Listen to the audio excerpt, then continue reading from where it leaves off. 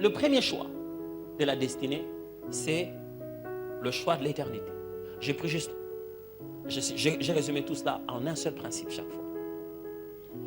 Il y a 3 types de choix qui sont très importants.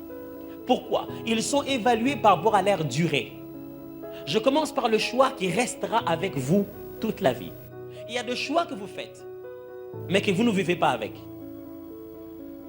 En fait, c'est ça en résumé ce que je suis en train de dire. Le choix de l'éternité, c'est quoi? Un seul principe. Il existe 2 destinations éternelles et elles se choisissent maintenant. Le problème avec l'éternité, c'est qu'on ne choisira pas une fois dedans. Quelqu'un a dit, si Dieu n'existe pas, que j'aurais été athée. Après la mort, je lui demanderai pardon de n'avoir pas cru. Oh, c'est ça que tu n'es pas bien informé. Après la mort, il n'y aura pas de pardon. Sécurisez votre éternité maintenant, mes frères. Deuxième principe, qui est lié justement au deuxième choix, le choix du conjoint. Je sais que vous attendiez que je dise de monde, si tu veux choisir un conjoint, va d'abord comme ceci. Regarde d'abord les critères. Face à la PMB, face à la mouine. Ok. Malheureusement, ce n'est pas ça ce que Dieu m'a dit. J'ai fait un choix d'obéir à Dieu. Le choix du conjoint. Le choix du conjoint, mes frères. Le conjoint ou la conjointe est une personne qui reste très longtemps avec toi. Il peut ou elle peut même te faire manquer l'éternité. Le choix du conjoint est l'un des choix qui va rester le plus longtemps que possible après celui de l'éternité. On ne le fait pas à la va-vite. Mais on prend... Écoutez-moi, chaque choix est lié au temps. Il y a tel un temps où le choix n'est plus approprié. Je dis ceci. Chaque fois qu'il faut choisir, il y a la meilleure période pour le faire. Quand vous sortez de là, le choix devient beaucoup plus difficile. Quand vous faites ça avant cela, vous aurez des conséquences. Alors, quand c'est la période où vous devez vous marier, ne vous dites pas, bon, j'ai tout le temps, hein, moi, je veux quand même faire un peu d'argent. Ok, je veux faire quand même un peu d'argent, c'est bon. Jusqu'à ce que tu vas te retrouver qu'on t'avait déjà épousé par une autre jeune fille, et tu ne comprends pas quelle est votre relation. C'est le pasteur qui l'a dit au début. Si tu ne fais pas un choix, tu subiras celui de quelqu'un d'autre. Et le choix du conjoint, une seule chose que je dois vous dire, le choix ne dépend pas d'abord de ce qu'on choisit, mais de celui qui choisit. Le choix ne dépend pas d'abord de ce qu'on choisit, mais de celui qui choisit. Très important à comprendre. C'est-à-dire, quand j'arrive, je trouve 2 chairs. Cette chair en bois, très bien présentée, et une autre chair peut-être en vitre. Le choix n'a rien à voir le fait que cette chair est en bois et l'autre est en vitre. Le choix a à voir d'abord avec ce qu'Atoms aime.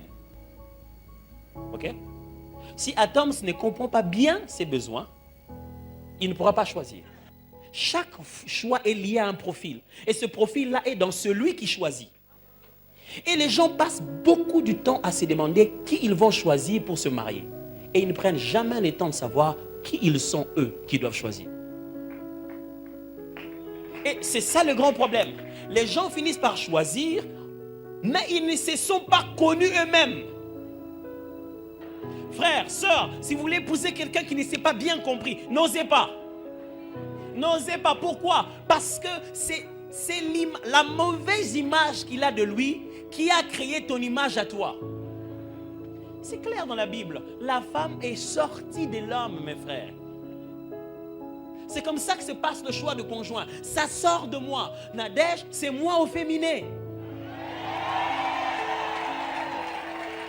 Non, il ne faut pas dire ça.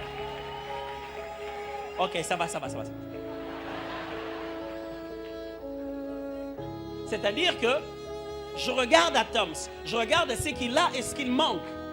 Je connais Atoms, je connais son présent, je connais son avenir. Je sais ce qu'il aime, je sais ce qu'il est. Ce qui donne l'impression d'être, mais ce qu'il est vraiment. Vous savez, dans le mariage, vous êtes vous. Si tu me donnes l'impression que non, toi tu sais résister à la fin, mais chez toi à la maison, tu vas être toi-même. Mais si c'est la bonne personne, c'est directement lié à vous. Vous allez supporter ça. Quand vous n'arrivez pas à supporter quelqu'un, c'est que vous ne vous connaissiez pas. Alors, chers frères et sœurs, chers jeunes, vous qui n'êtes pas encore mariés, vous qui êtes sur le point de choisir, connaissez-vous vous-même? Qui est-ce que vous êtes réellement? En terminant aujourd'hui, je vais juste vous dire un dernier principe pour vous dire le choix de l'identité sociale.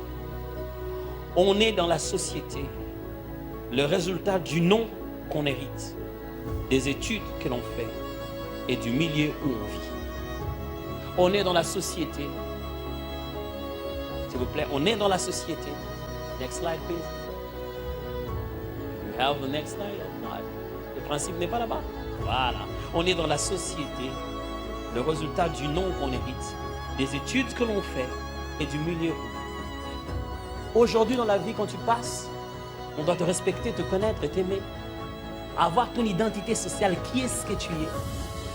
Voici quelques 3 facteurs, il y en a plusieurs, j'en donne que ça, qui font ça. Aujourd'hui, dans la société, tu as la place du nom que tu as hérité. Si tu es fils de Luamba, tu seras à la place de Luamba. Tu porteras sur tes épaules ce que Luamba a fait avant. Là où on se fâche de Luamba, on se fâche de toi. Tu es ennemi de ceux qui sont ennemis de Luamba. C'est un exemple, pasteur, ça n'a rien à voir. On est aussi le fruit de ce que nos études, frère. Quand tu étudies, cela te localise dans la société. Je m'en allais vite. Quand tu étudies, cela te localise dans la société. Ce que tu fais comme étude, c'est pour ça que les gens vont te demander. Voyez? Les gens vont avoir besoin de toi dans la société par rapport à ton expertise, à ce que tu sais. Alors, ne te précipite pas à étudier des choses que tu trouves intéressantes. Étudie des choses qui sont déjà en toi. Développe ce que tu peux faire instinctivement. Obtiens ce que la société appelle un diplôme. Le diplôme, c'est la certification de tes compétences. Ce n'est pas les compétences qui ont été données.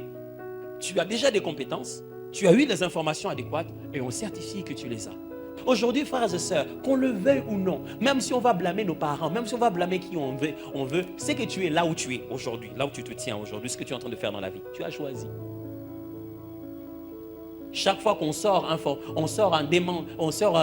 profil pour pouvoir engager quelqu'un, tu ne peux pas dans ce profil parce que toi tu as fait littéraire. Ce que tu es dans la société aujourd'hui, ta position sociale, c'est l'ensemble des choix que tu as accepté de faire. Aujourd'hui, chaque fois qu'il y a une opportunité dans un coin, tu ne sais pas y répondre. Pourquoi? Le choix que tu avais fait t'a dirigé dans une seule direction. Et ça va rester avec toi, papa. Chaque fois qu'on aura besoin de médecin, toi en mécanicien, tu ne pourras jamais venir. Les choix que vous faites de vos études, mes frères et sœurs, vous localisent dans la société. Ça démontre ce que vous êtes comme solution.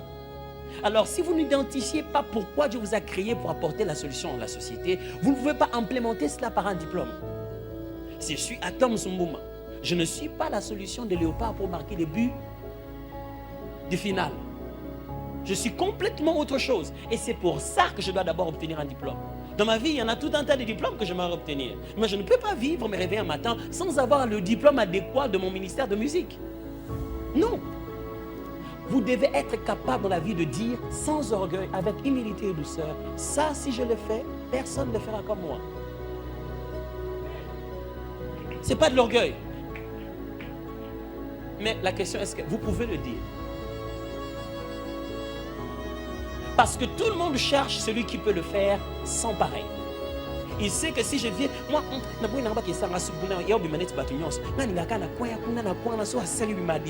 le monde va être différent en allant au même endroit même.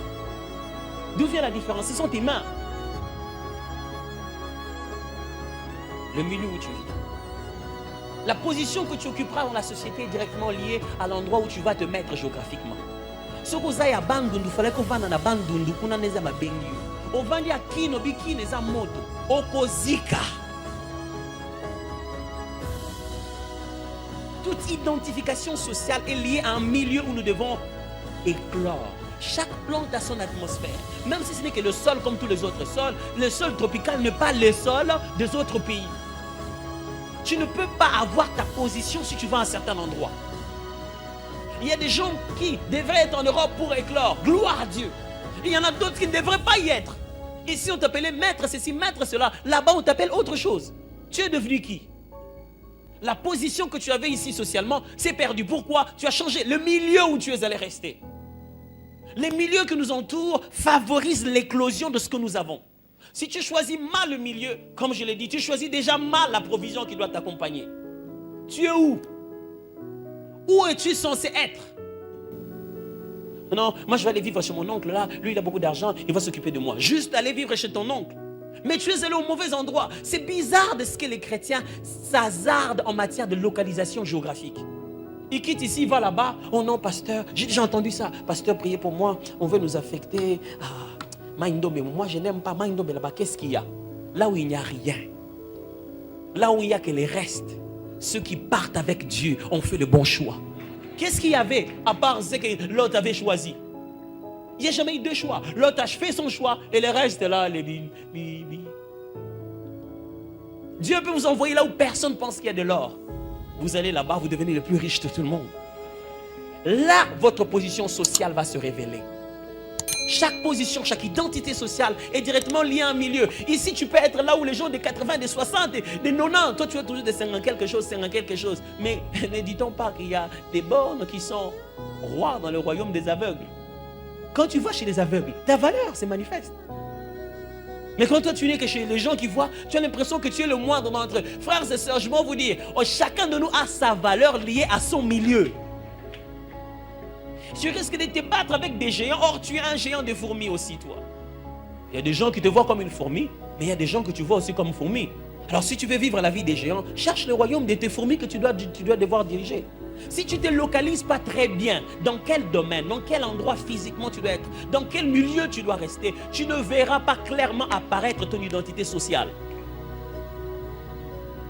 Est-ce que j'ai été suffisamment didactique? Est-ce que j'ai enseigné suffisamment?